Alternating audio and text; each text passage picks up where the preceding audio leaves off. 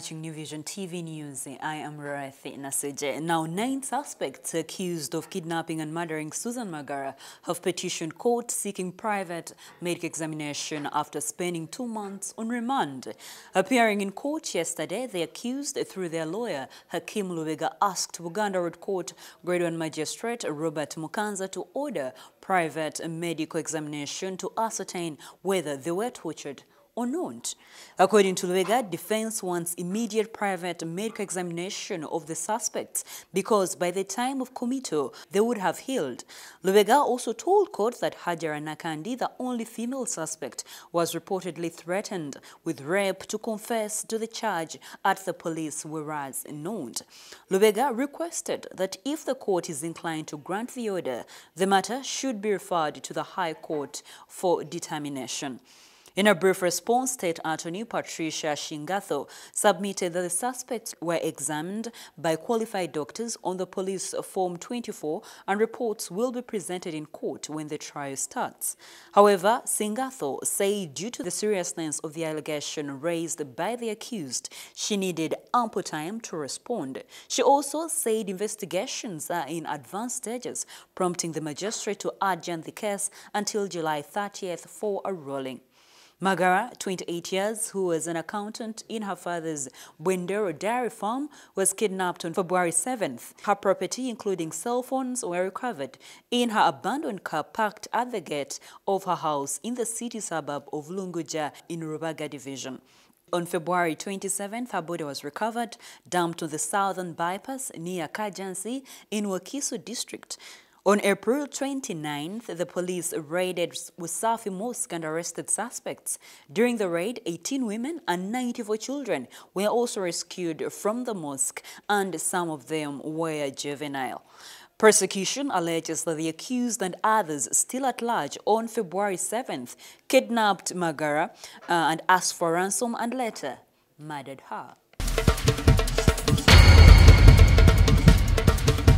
Moving on, the Finance Ministry yesterday released 4.3 trillion shillings for both local and central governments for the first quarter of the financial year 2018-2019, with a caution to ensure transparency and accountability of the resources for effective service delivery.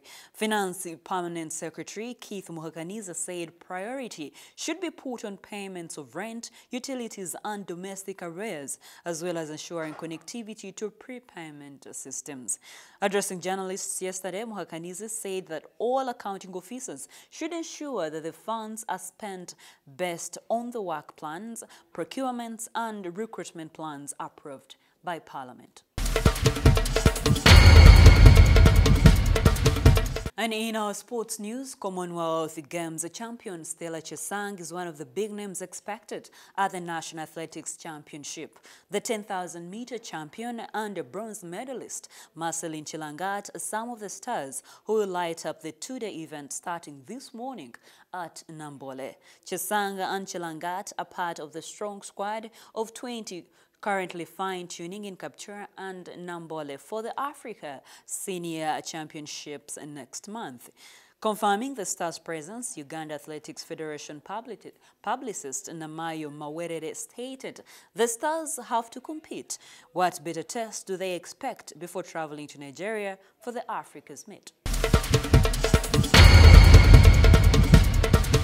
You're still watching New Vision TV, and in our Daily Pile of Africa series, we look at the ever-flowing Nanzili Falls. Now, these falls are found in Kalangala district on Bukasa Island. Nanzili Falls are historical. Locals believe the name was derived from a lady known as Nanzili, who was married to a small god called Mukasa. Nanzili Falls are notable for very beautiful butterfly species that harbor in the surrounding vegetation. Let's take a look.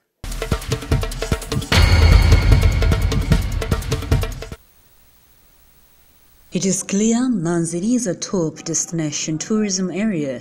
Many have embraced its offerings. But we ask a question: who is Nanzili and how did this place adopt to this name?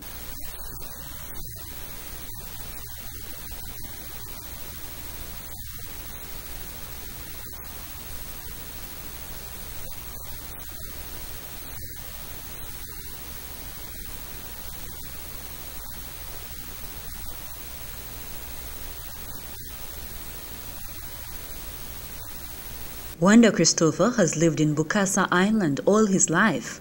He says his ancestor could not tell the source of Nanzili Falls. However, he says it pours its water in Lake Victoria. Nanzili is said to be attracting so many people from across the globe who wonder where it gets its water from.